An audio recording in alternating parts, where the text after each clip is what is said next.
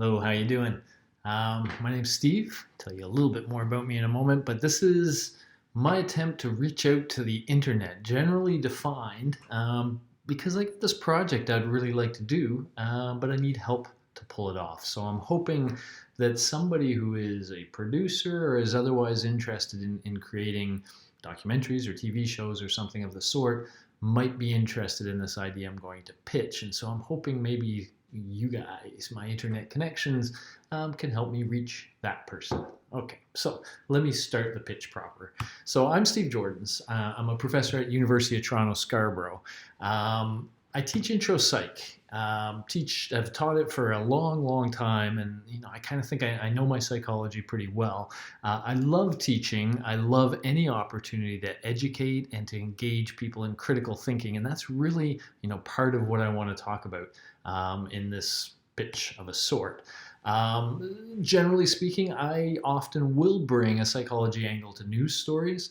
So I've done this for CTV, CBC. I've been on TVO's The Agenda with Steve Paikin a few times now, Global News, City TV, others. Generally I just really enjoy the opportunity to get out there and share some ideas. And in fact, this idea that I'm going to pitch to you today comes from a recent interview I did as part of TVO's The Agenda. And we were talking about how people cope with this, existential crises that seem to happen on an almost daily basis. And one of the things we talked about there was the Australian wildfires and, how they really show that climate change is here. And, to some extent, that depresses people, which is really what I want to get at. So let's jump right in here. What I imagine is some sort of show, documentary, series of shows, but that really comes at this environmental climate issue, but in a slightly different way. And in fact, in an intentionally different way. Let me tell you about learned helplessness. Quick idea of an experiment. This is an experiment that was done a while ago by Seligman. It involved dogs, which kind of bothers me, but so be it, and that's what it was. And so they had a situation like what you see, where there is a dog put on one side of a divider, and a light would come on, and shortly after light came on, the floor under the dog would become electrified. Dogs hate that, of course. We all hate that. And so the dog would jump over the barrier to the safe side. Okay, and the dog could learn that very quickly, so when the light came on, he jumped over. All right, cool. Then they did a bunch of trials where they raised the barrier so high the dog could not jump over it. So now the light comes on.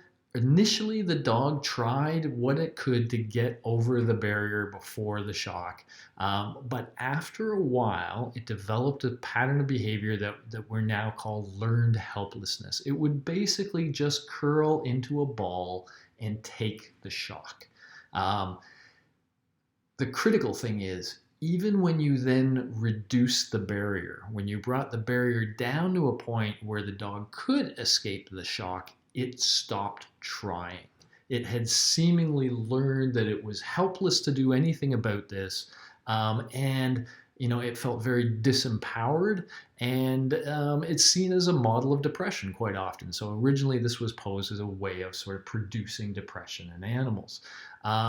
It's a pretty good model of how the environmental crisis hits a lot of us, right? We keep seeing things like the Australian wildfires, and we're told, turn lights out and use your car less and do whatever, and we can have a difference, but it doesn't look like we're having a difference. It doesn't look like anything we do is letting us escape this impending shock. And more, I think we are starting to feel helpless.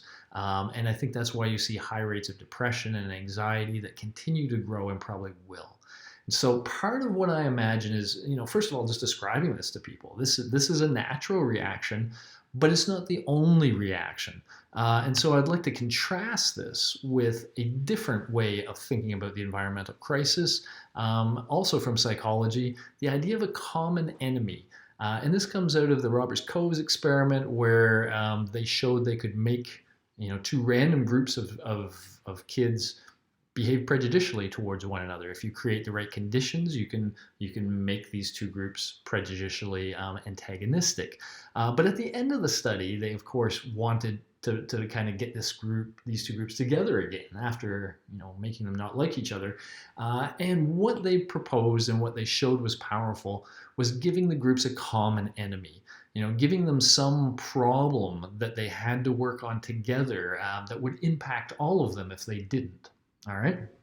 And so this common enemy perhaps has a way to bring people together, and it's not just that it brings people together, it's how it brings people together. So let's talk about the Allies in World War II. And we can do the analogy to the environment that you could have taken the view that, wow, Hitler is just doing whatever he wants to do. He's taking over everything. There's nothing we can do to stop it. And we could have all hid in the corners of our countries and waited till he came to get us. Right? A learned helplessness kind of view.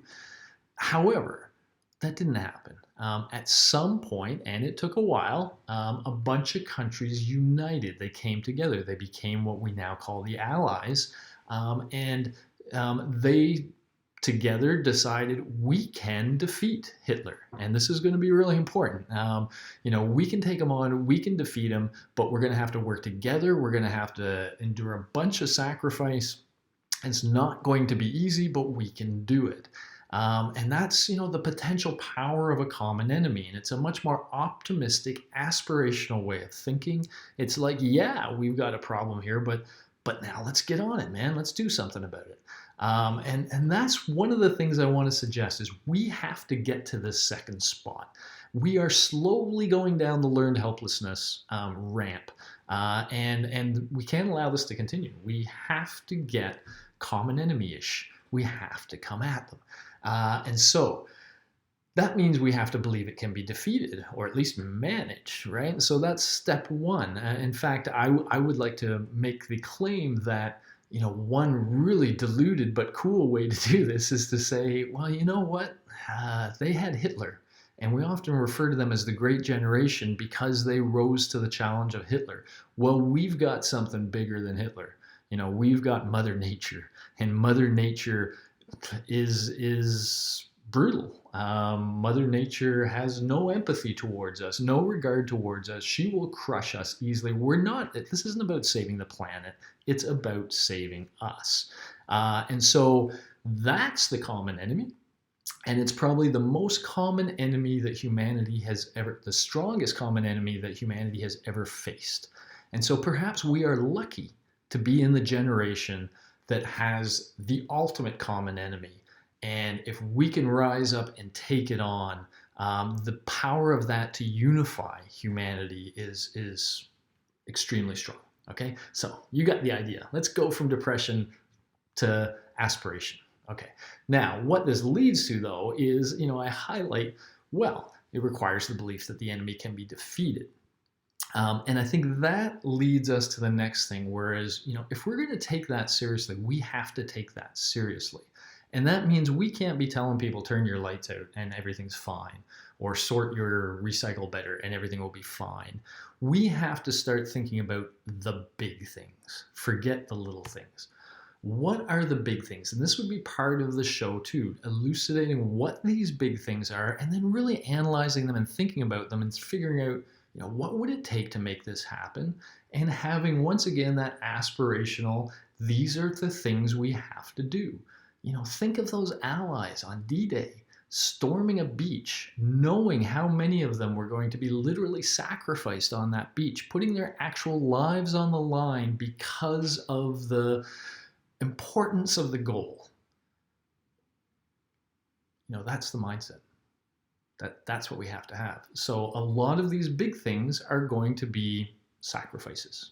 And that's sort of part of the whole dialogue. One thing is, one of my favorite bands is Rush, and they have a song called Red Barchetta, which takes place in the future after the motor law. And the motor law is presented as a time when humanity said there will be no more gasoline-powered engines. We are not going to do this anymore. That's a big thing.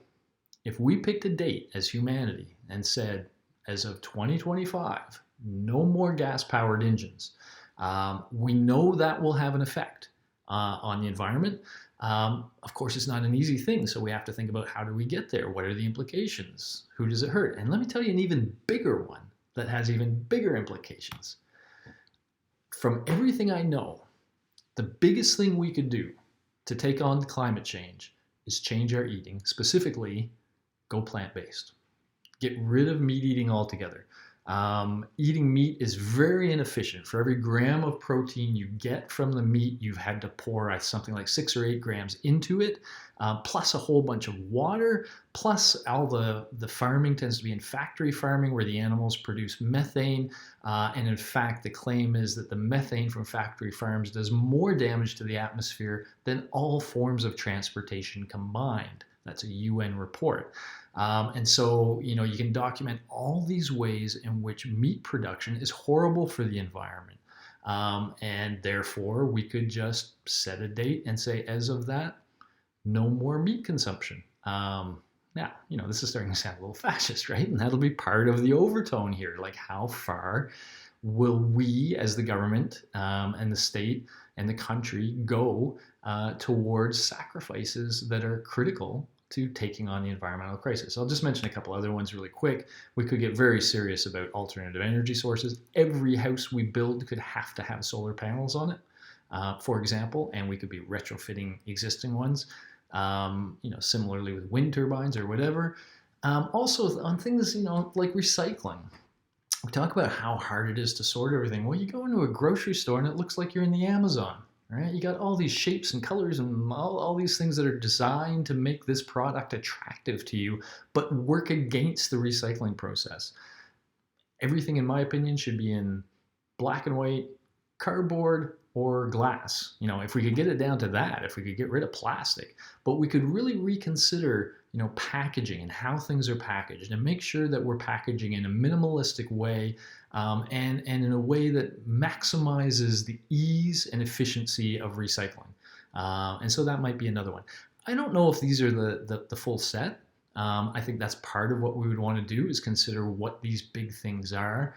But ultimately, the idea would be we find the big things and we talk about some of these things in that aspirational way. So what are the environmental pros and cons of each of these?